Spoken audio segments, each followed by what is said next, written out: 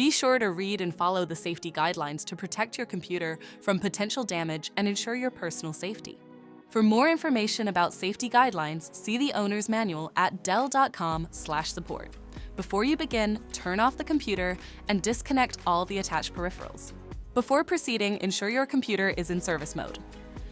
To enter service mode, press and hold the B key on the keyboard and then press the power button. Now, the computer will boot up and the owner tag information is displayed on the screen.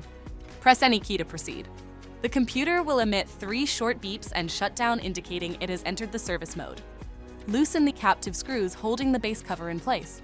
Using a plastic scribe, pry the base cover from the palm rest assembly, starting at the top edge and working your way around to release it from all sides. Now, lift the base cover from the palm rest assembly.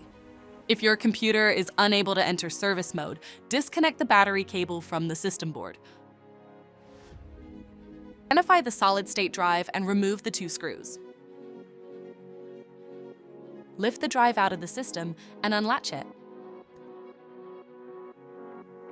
To reinstall the solid-state drive 2280, relatch it and place it back in the system.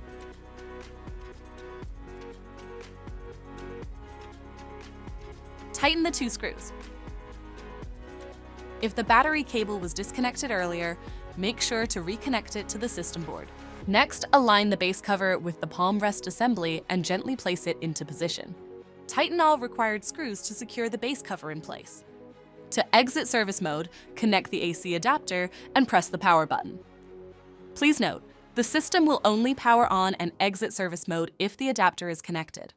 For more information about your Dell system, visit dell.com/support.